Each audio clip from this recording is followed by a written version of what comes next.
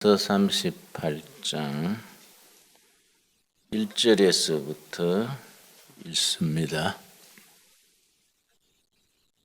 이사야서는 66장으로 이루어져 있는데 전편과 후편 두 책이 한 권으로 이루어진 것과 같습니다.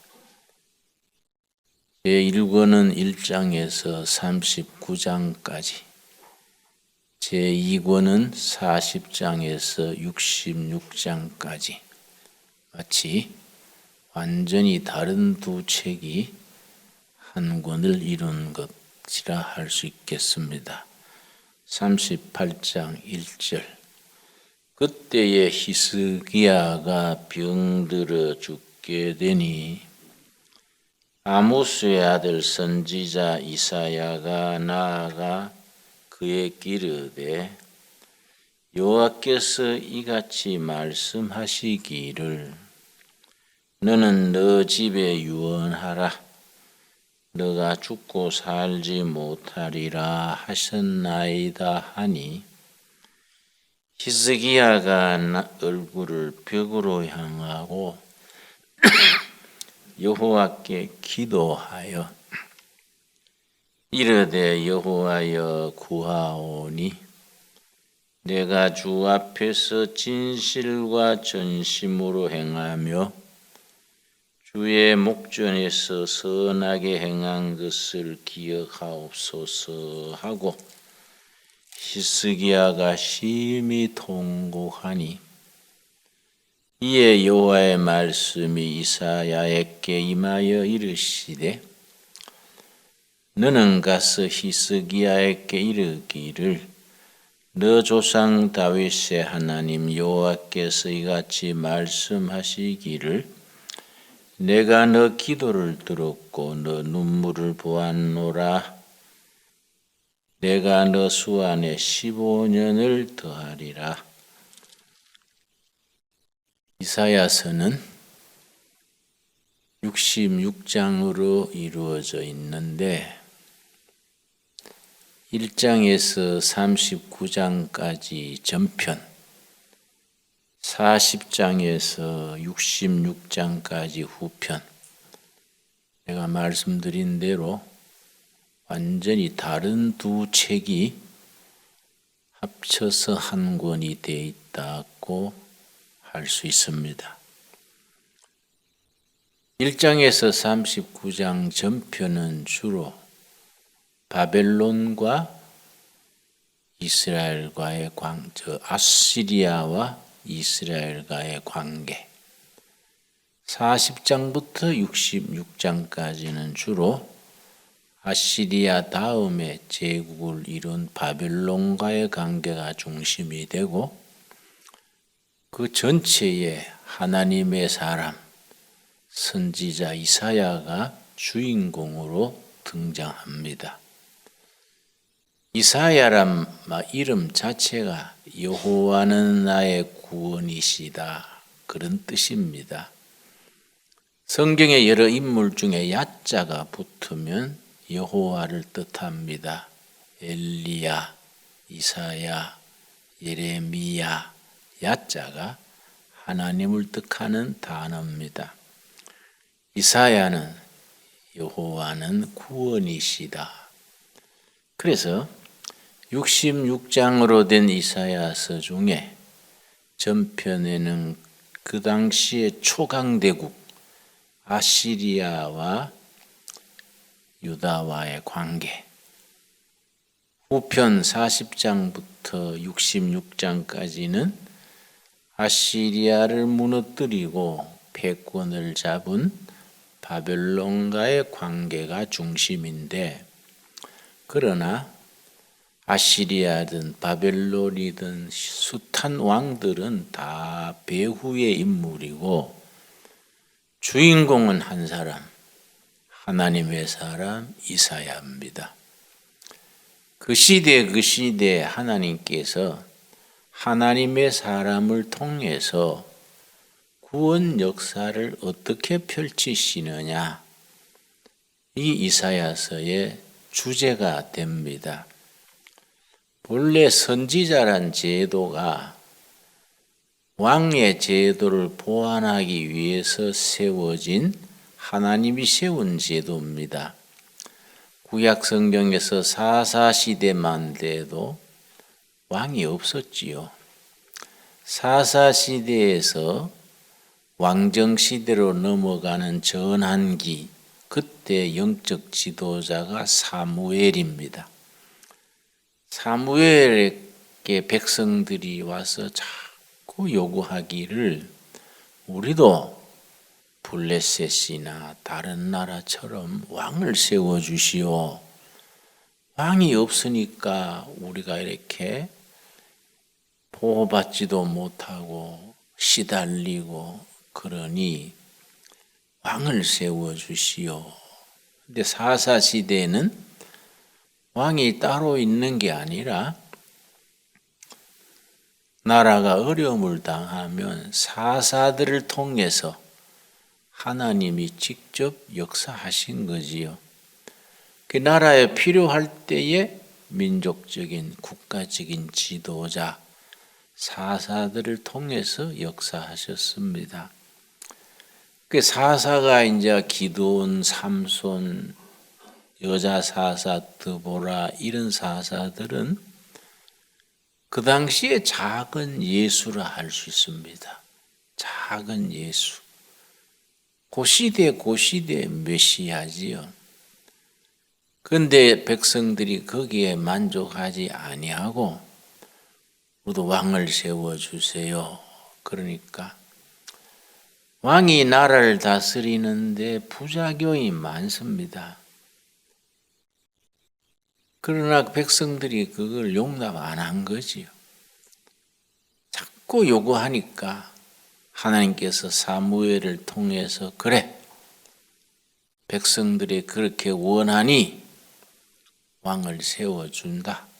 그러나 왕 제도가 가지는 단점을 보완하기 위해서 선지자 제도, 예언자, 선지자 제도를 하나님께서 세우신 겁니다.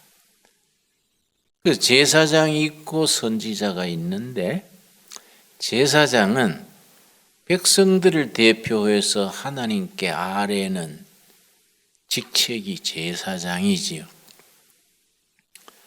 제사장은 아버지가 제사장이면 아들이 제사장, 승계하는 겁니다. 왕도 아버지가 왕이면 아들이 왕이고 승계하지요. 그런데 선지자는 전혀 다른 것이 하나님이 세우시는 겁니다. 하나님을 대변해서 백성들에게 그 시대에 하나님의 뜻을 전하는 사람들이 선지자이기 때문에 선지자는 승계가 되지 않지요. 하나님이 그때 사람을 세우셔서 선지자로 세웁니다. 아모스 같은 사람은 저 국경 지방의 영세 농가의 농민이지요. 또 이사야 같은 선지는 왕족이지요. 그 시대에 하나님이 필요한 사람을 세우시고 자기 역할을 하고는 사라지는 겁니다. 이거는 자식들한테 승계가 되지 않는 거지요. 이 선지자들 중에 참 별과 같이 두드러진 분이 이사야지요. 이사야서가 66장 중에 1장서 39장까지를 전편이라 했지요. 40장에서 66장까지를 후편이라고 말씀드렸는데 특별히 전편 39장 중에서 36장에서 39장까지가 특별한 이야기가 들어 있습니다. 히스기야 왕의 이야기입니다. 히스기야 왕. 사실은 이사야서 35장에서 40장으로 바로 넘어가도 연결이 되는데 중간에 36장에서 39장까지 히스기야 왕의 얘기가 끼어든 것처럼 되어 있습니다. 그런데 이걸 히스기야 이야기 편이라고 말할 수 있습니다. 근데 히스기야와 왕으로서 히스기야와 예언자로서의 이사야가 어떻게 둘이서 합해서 하나님의 뜻을 그 시대에 펼쳐나가느냐, 그 얘기가 흥미진진합니다. 36장이 시작되면서 아시리아의 왕 산헤립, 익히 들으셨지요? 산헤립이 군대를 몰고 와서 예루살렘 성을 포위를 하고서는 완전히 나라가 망하게 됐습니다. 그러니까 히스기야 왕이 아주 성군입니다. 히스기야 왕은 다윗 왕 이래로 가장 훌륭한 왕이 히스기야 왕인데, 어쩌든지 나라를 영적으로 바르게 다스려 보려고 애쓰던 사람인데, 막강한 제국 아시리아 왕 산헤립이 대군을 몰고 와서 성을 둘러싸니, 이거 뭐 얼마나 참 난감하겠습니까? 이때 히스기야가 하나님의 사람 선지자 이사야에게 사람을 보냅니다. 당신이 나라가 이래 위험할 때 하나님의 사람으로서 보고만 계십니까? 뭐 하나님 쪽에 무슨 뜻이 없습니까? 이렇게 이제 히스기야가 자기 참모들을 이사야 선지한테 보냈습니다. 이사야가 기도하는 중에 하나님의 뜻을 히스기야 왕에게 전하는 겁니다. 걱정하지 마라. 하나님이 다 알아서 챙기신다. 자, 37장 7절이죠. 37장 7절. 지금도 그렇습니다. 지금도 나라가 경제도 어려워지고 북한 문제도 자꾸 뭐 오락가락하고 하니까 걱정하는 사람들이 많지요.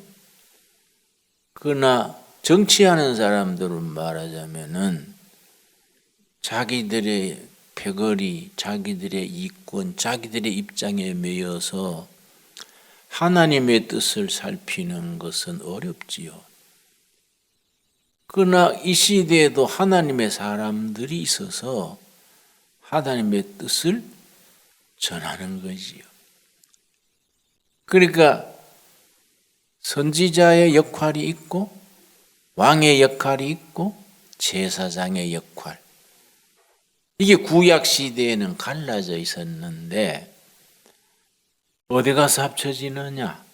신약에 가서 예수님이 제사장이요, 왕이요, 선지자요. 예수님에게서 합쳐지는 겁니다.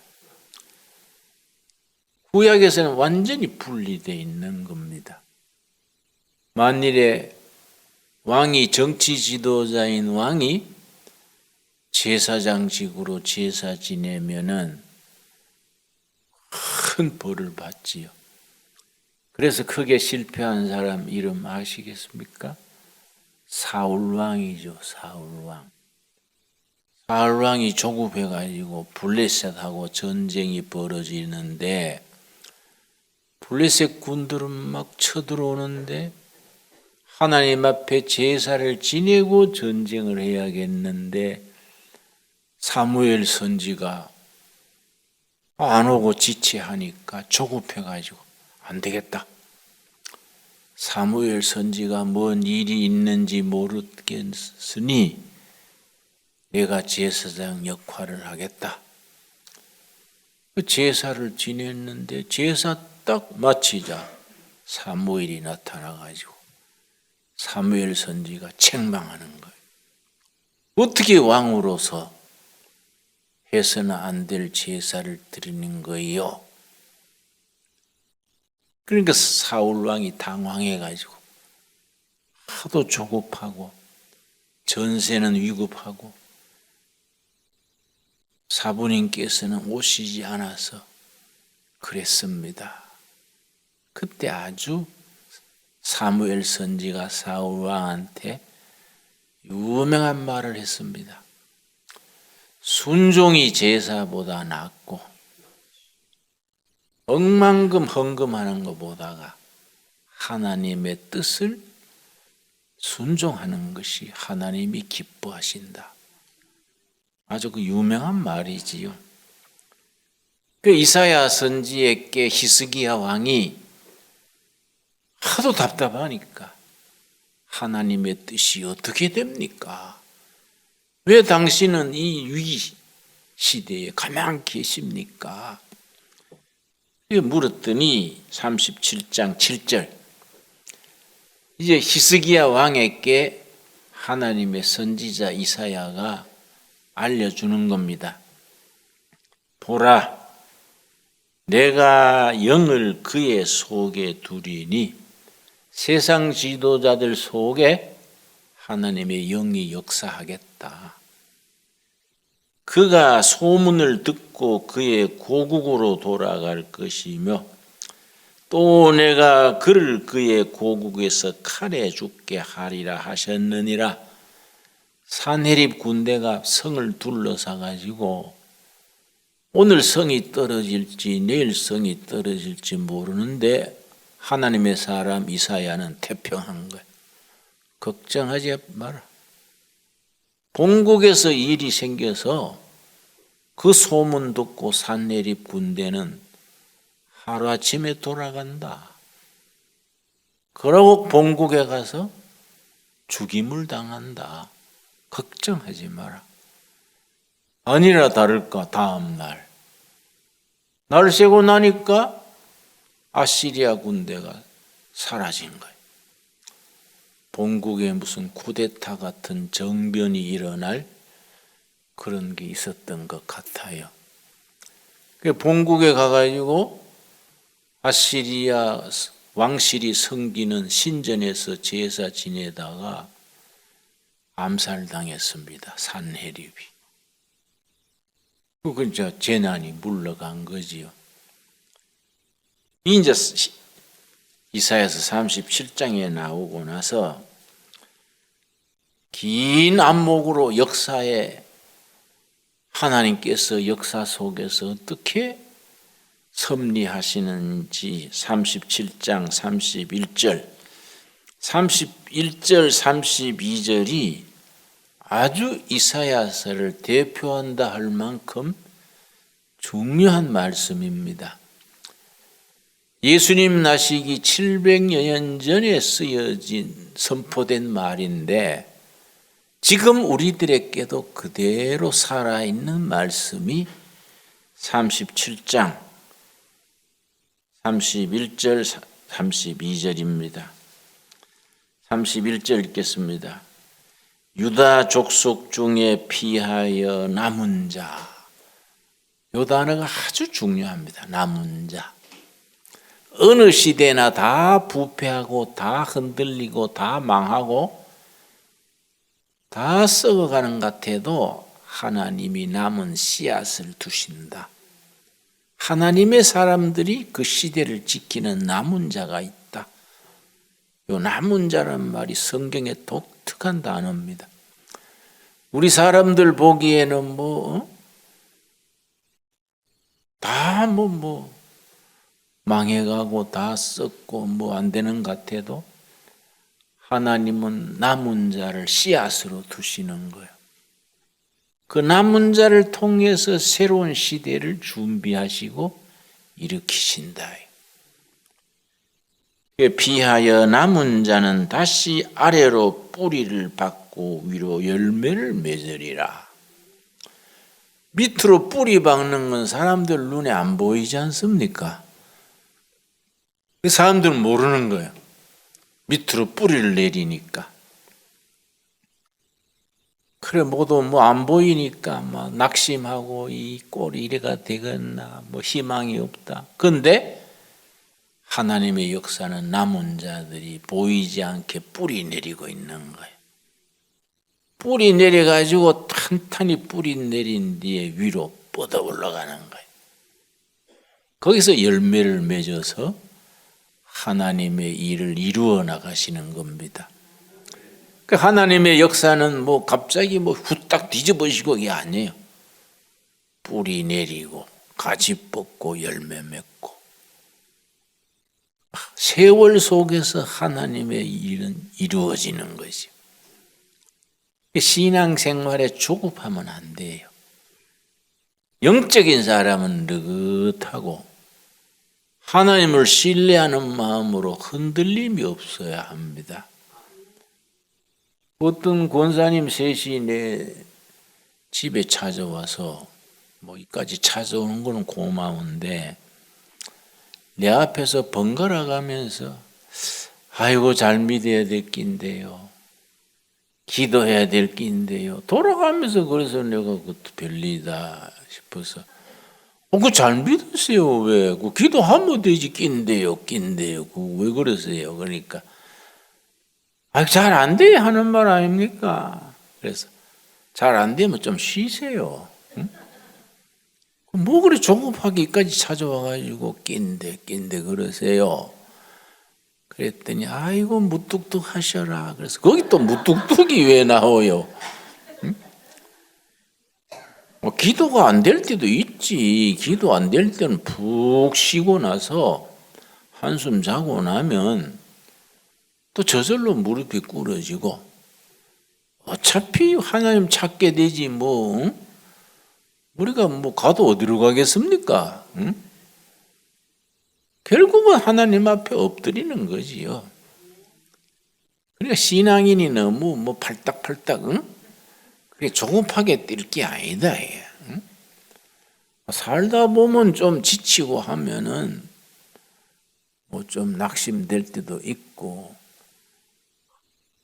일본 말로는 데꼬복고가 있는 거야. 믿음에도. 그걸 느긋하게 이제 하나님 붙들고 나가면 또 믿음이 살아나고 열심히 생기고 그런 속에 자꾸 천국으로 가까이 올라가는 거지요. 그게 성숙되어 가는 과정이에요. 자, 지금 그 얘기하는 겁니다. 32절 이는 남은 자가 예루살렘에서 나오며 피하는 자가 시온산에서 나올 것임이라 만군의 여호와의 열심히 이를 이루시리이다. 그래서 이 말씀에서 요점되는 말씀이 있습니다. 여호와의 열심. 여호와의 열심. 하나님의 뜻을 이루시기 위한 하나님의 열심이요. 하나님은 중단하지 아니하시고 멈추지 아니하시고 하나님의 열심, 구원 역사를 이루기 위한 하나님의 열심.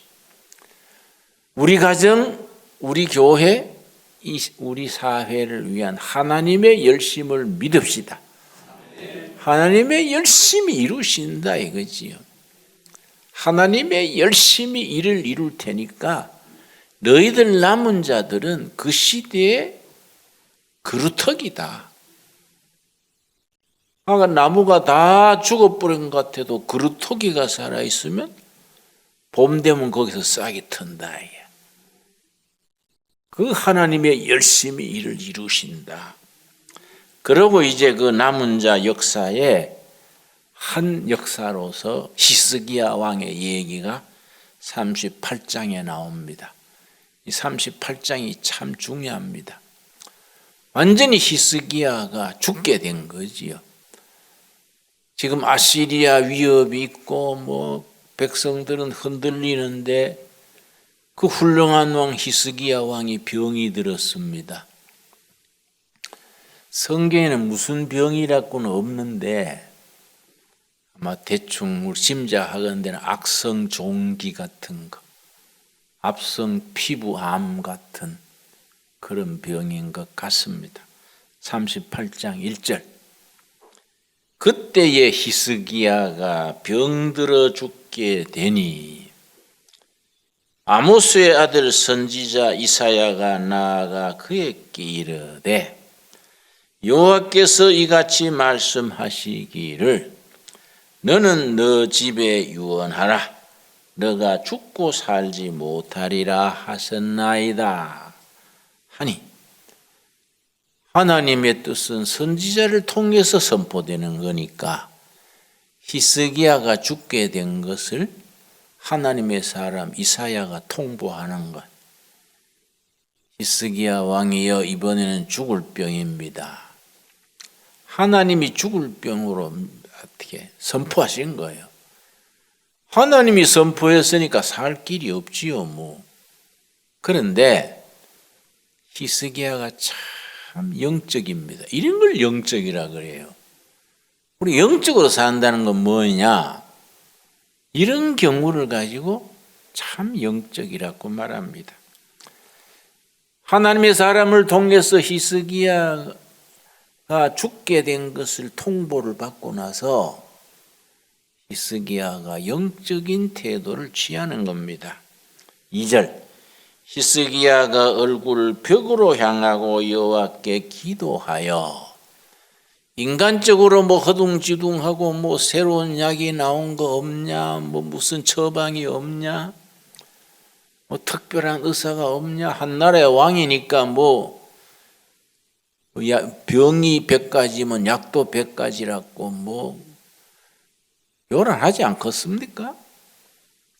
뭐 용한 의원 찾아봐라, 새로운 약이 없냐, 뭐 허둥지둥할 낀데 딱 하나님의 뜻을 받아들이고 자기가 죽게 된 것을 받아들이는 거예요. 그러고는 벽 앞에서 기도하는 겁니다. 그 벽이 무슨 벽이겠습니까? 죽음이라는 벽이에요. 죽음이라는 벽. 2차 대전 이후에 독일, 프랑스, 덴마크 이런 나라를 중심으로 새로운 철학 운동이 일어났는데 그걸 실존주의 철학 그럽니다. 실존주의 철학, 전쟁통에 너무너무 절망한 거지요.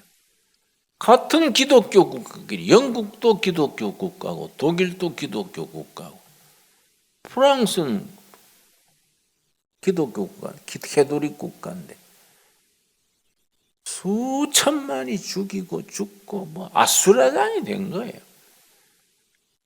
그래서 완전히 인간에 대한 인간이 신뢰가 떨어졌습니다. 야, 인간이란 건 정말로 잔인하고 치사하고 인간이란 건 참 이렇게 치사할 수 있냐.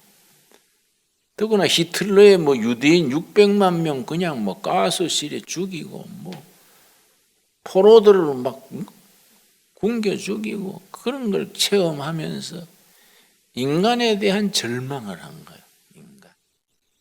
그래서 이제 새로운 철학이 나왔는데 그걸 실존주의 철학 그래요. 그 실존주의 철학에서 쓰는 용어 중에 인간 존재라는 것이 어떤 존재냐? 그 독일 말로 인데아 벨트자인 그래. 벨트자인. 벨트는 세계 내 존재. 세계 안에서 살아가는 인간 존재. 인데아 벨트자인이 어떤 존재냐? 아무도 내가를 세상에 보내달라고 신청해서 난 사람 없다 이거야. 안 그렇습니까? 뭐 출생 지원서 내가 난 사람 누가 있어요? 나 보니까 엄마란 사람이 저쪽고 아버지가 턱 폼 잡고 그렇더라 이게. 자기도 완해는 안 얻었는데 태어났다. 그걸 이제 실존 철학에서는 게볼펜하이트 피투성의 존재 던져졌다. 왜 그런지 누가 던졌는지 세계 속에 나를 던졌다. 이거는 이유를 모르는 거예요. 내가 왜 태어났는지. 이 세계 속에 던져진 피투성 게볼펜하이트. 근데 던져졌으니까 뭐 이건 운명이지. 그래서 그때 아주 막 허무주의가 막 퍼져나가면서 쇼펜하우어 같은 사람은 태어난 것보다 태어나지 않는 것이 좋다. 태어난 이상 빨리 죽는 게 좋다. 자살 예찬을 해서 그 소펜하우의 자살론 하는 책이 있어요. 그 시대. 그 읽고 청년들이 많이 자살했습니다. 소펜하우에. 근데 또 소펜하우 자신은 또 죽기 싫어가지고 항상 머리맡에 권총 놓고 잤어요. 강도로 들어와가지고 죽을까봐. 그러고 또 도시에 호열자가 와가지고 막 전염병이 퍼졌는데 맨 먼저 도망간 게 소펜하우고 맨 뒤에 돌아온 게 소펜하우야. 많은 사람을 자살하게 하고 지는 참말로 치매 걸릴 때 노망할 정도로 오래 산 거야. 그런데 실존주의 철학자들 중에 던져진 존재인데 한 가지 자유가 있다. 한 가지 기회가 있다. 무슨 기회냐? 자기도 한번 던질 수 있는 기회가 있다. 그걸 기투성 그래. 기투성. 안트보르펜 하이트라. 이 세상에 내가 왠지 모르게 던져졌는데 내가 한번 다시 던질 자유가 있다. 그걸 이제 어떤 사람은 그 자유가 어떤 자유냐? 여러 가지 말이 나오는 겁니다. 그런데 신앙인들이 있어요. 신앙적인 철학자들은 하나님께로 자기를 던지는 거이다. 하나님께로. 창조주 하나님께 자기를 던지는 거다. 그래서 덴마크에 아주 크리스찬 철학자가 있었습니다. 실존주의 철학의 대부격이에요. 키엘케고르라는 사람인데 그 사람은 뭐라 했냐? 어떻게 하면 나는 진실한 크리스찬이 될 수 있을까? 그것이 내 철학의 주제다. 내 자신을 살아계신 하나님께로 온전히 던진다. 결혼도 안 하고 항상 하나님 마음에 묵상하고 인생을 하나님께 자신을 던지는 안트보르펜 개볼하는 하나님께로 자신을 던지는 크게 평생을 거기에 추구했지요. 이제 키엘케고르라는 사람. 그런데 그 사람에서는 용어가 특별한 게 있습니다. 이 벽 앞에서 히스기야가 죽음을 앞두고 기도하던 거기에 관계되는 말이 있습니다. 한계상황. 한계상황은 뭐냐? 인간이 인간으로서 넘을 수 없는 벽, 이 한계상황이에요. 그걸 영어로는 바운더리 시츄에이션. 바운더리는 국경, 경계선, 시츄에이션 상황, 바운더리 시츄에이션. 인간이 인간으로서 절대로 넘을 수 없는 벽이 있다. 그걸 5가지를 잡았어요. 5가지. 5가지는 어떤 인간도 넘을 수 없는 한계 상황이다. 첫째가 생로병사. 나서 늙어 병들어 죽는 것. 둘째, 인간은 고독하다는 것. 셋째, 인간은 투쟁한다는 것. 넷째, 인간은 방황한다는 것. 다섯째, 인간은 죄를 짓는다는 것. 숨쉬고 사는 한 인간은 죄를 짓는다. 성령 충만 12번 받아도 죄는 짓는다. 그거는 인간이 피할 수 없는 한계 상황이다. 단지 하나님의 은총으로 용서함 받는 죄인이 될 수 있는 것이지 인간은 죄에서 벗어날 수 없다. 실존주의자들이 그걸 한계 상황으로 규정한 겁니다. 숨쉬고 사는 한 인간은 죄를 짓지 않을 수 없다. 유일한 길은 뭐냐? 자비로우신 하나님 앞에 회개하고 거룩함으로 나아가는 성화, 두렵고 떨림으로 구원을 이루어 나가는 그것이 중요한 것이지 죄 짓는 것 자체를 피할 수는 없는 것이다. 그런데 이 이사야서 38장 2절에 뭡니까? 히스기야가 죽음이라는 한계 상황에 부딪힌 겁니다. 하나님의 사람 이사야를 통해서 너는 죽는다. 유언하고 정리해라. 한 나라의 왕이 죽는 게 쉽습니까?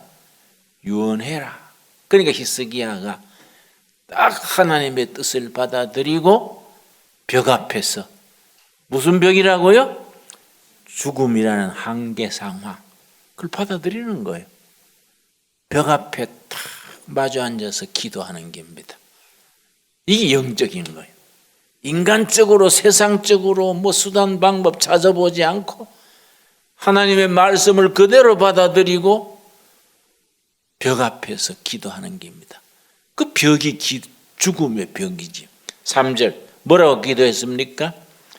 이르되 여호와여 구하오니 내가 주 앞에서 진실과 전심으로 행하여 주의 목전에서 선하게 행한 것을 기억하옵소서 하고 그 다음 뭡니까? 히스기야가 심히 통곡하니 통곡하면서 울면서 기도한 겁니다. 하나님, 내 죽는 건 좋습니다. 이 백성 어쩔까요? 아수르는 저렇게 날뛰고 백성들은 앞뒤를 모르고 어쩌면 좋겠습니까? 벽 앞에서 인간으로서 피할 수 없는 죽음이라는 벽 앞에서 통곡하는 겁니다. 하나님, 내가 착하게 살아온 건 아시지 않습니까? 제가 어쩌면 좋겠습니까? 통곡하게 해서 울었습니다. 그런데 그런 격언이 있습니다. 하나님은 눈물에 약하시다. 뭔 일이 있을 때 성전에서 골방에서 울어버려요. 울면 하나님이 마음이 흔들린다는 거야. 하나님은 눈물에 약하시다. 하나님 나 웁니다 하고 울어요. 울면 하나님께서 결정했던 것도 제거하신다는 거예요. 4절 이에 여호와의 말씀이 이사야에게 임하여 이르시되 5절 너는 가서 히스기야에게 이르기를 너 조상 다윗이 하나님 여호와께서 이같이 말씀하시기를 내가 너 기도를 들었고 너 눈물을 보았노라. 이 요점이에요. 내가 너 기도를 들었고 너 눈물을 보았노라. 인간이 인간으로서 하나님 앞에 해결할 수 있는 유일한 길이요. 이 울면서 기도하는 겁니다. 내가 너 기도를 들었고 너 눈물을 보았노라. 우리에게 주시는 말씀으로 받을 수 있기 바랍니다. 아무개야, 아무개 집사, 아무개 건사야. 그래, 네 사정이 그래 어려운 거 내 안다. 네가 그래도 울면서 기도하니 착하다. 내가 너 기도를 들었고 너 눈물을 보았노라. 결정된 거지만은 네 눈물을 보고 내가 바꾸겠다. 히스기야의 생명을 몇 년 더 연장해 줬습니까? 15년 더 연장해 준 거. 15년을 더 연장해 줬습니다. 이게 아주 이사야서 38장 아주 위대한 본문이지요. 근데 간단해요. 이사야가 사람들을 시켜가지고 무화과 잘 익은 무화과 과일 가져오너라. 무화과 열매를 으깨가지고 상처에다가 붙여라. 무화과가 고름을 빼내는 힘이 있습니다. 그걸 붙였더니 그 악성 종기 같은 게 쫙 빠져가 살아난 거예요. 간단하잖아요. 그럼 깔린 게 무화과인데. 이 참 하나님의 역사지. 이 이사야서 38장에 나오는 히스기야와 이사야를 통한 하나님의 역사지요. 내가 너 기도를 들었고 눈물을 보았노라. 그러고 확실한 증거를 보여주셨는데 하나님께서 아시리아의 군대를 물리치시고 죽게 된 히스기야를 살리시고 그 역사를 온 백성들에게 보여주시기 위해서 아주 굉장한 일이 일어났습니다. 8절, 38장 8절. 보라, 아하스의 해시기에 나아갔던 해그림자를 뒤로 10도를 물러가게 하리라 하라 하시더니 이에 해시계가 나아갔던 해 그림자가 10도를 물러가니라. 이게 아주 성경에서 특별한 사건입니다. 우리나라도 세종대왕 때 해시계 만들었지요. 그런데 아하스 왕 때 해시계를 만들었어요. 해시계가 정한 걸로 돌아가는데 이사야 38장에서는 10도를 뒤로 물러간 거예요. 그거는 전체가 지구가 정한 궤도로 돌아가는데 이게 10도로 물러간다는 건 불가능에 가깝지 않습니까? 근데 내가 연세대학에 세계적인 물리학자가 천문학자가 있습니다. 연세대학에. 그분 얘기 듣고 깜짝 놀라서요. 이 구약 이 시대쯤 이 지구의 축이 10도로 바뀐 역사가 있다는 거예요. 천문학적으로. 지구의 축이, 이 돌아가는 축이 10도로 바뀐 역사가 천문학에서 나온다는 거예요. 이거하고 통한다는 거예요. 그냥 그 얘기 듣고 놀랐어요. 야, 참 그런 게 있구나. 여러분, 하나님께서 우리 형편과 처지를 아시고 우리가 때로는 물질의 벽, 죽음의 벽, 질병의 벽, 상처, 아픔, 벽 앞에 부딪힐 때가 있지 않습니까? 인간적으로 우왕좌왕 이리 뛰고 저리 뛰고 하지 말고 히스기야처럼 벽 앞에서 통곡하면서 기도했습니다. 우리가 히스기야 방법을 택할 수 있기 바랍니다. 내가 너 기도를 들었고 너 눈물을 보았노라. 내 생명을 15년을 연장해 주었다. 그리고 그 증거로 해시계를 10도가 뒤로 돌아가게 보여주겠다. 역사적 사실이라. 이게 뭐 그냥 성경에 나오는 게 아니고. 여러분, 우리의 기도가 하늘 보좌를 움직이시고 하나님의 뜻이 우리 기도를 들으시고 우리의 눈물을 보시고 나라도 교회도 세상도 바뀌게 할 수 있는 역사가 있게 되기를 바랍니다. 그런 신앙 가져야 돼요. 우리가 예수를 그래 믿어야지 뭐 이렇게 어영부영 응? 그래 믿으면은 우리가 믿는 게 무슨 힘이 있습니까? 이사야서 38장의 말씀이 살아있는 하나님의 살아있는 말씀이 오늘 우리들에게 살아있는 말씀으로 임하기를 바랍니다. 기도하겠습니다. 하나님 감사합니다. 우리에게 오늘 주신 말씀 감사합니다. 히스기야가 병들어 죽게 되었을 때에 죽음의 벽 앞에 마주 앉아 통곡하며 기도할 때에 히스기야야, 내가 너 기도를 들었고 너 눈물을 보았노라. 이르신 하나님께서 오늘 우리들이 당하는 문제에 대하여 응답하여 주시옵소서. 우리들의 기도를 들으시고 우리 안타까운 소원을 들으시고 우리의 눈물을 보시고 우리 삶이 상황이 처지가 변하게 하여 주시옵소서. 예수님 이름 받들어 기도드렸사옵나이다. 아멘.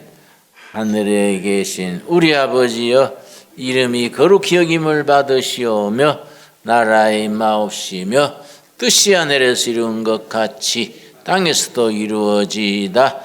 오늘날 우리에게 일용할 양식을 주옵시고 우리가 우리에게 죄 지은 자를 사하여 준 것 같이 우리 죄를 사하여 주옵시고 우리를 시험에 들지 말게 하옵시며 다만 악에서 구하옵소서. 나라와 권세와 영광이 아버지께 영원히 있사옵나이다. 아멘.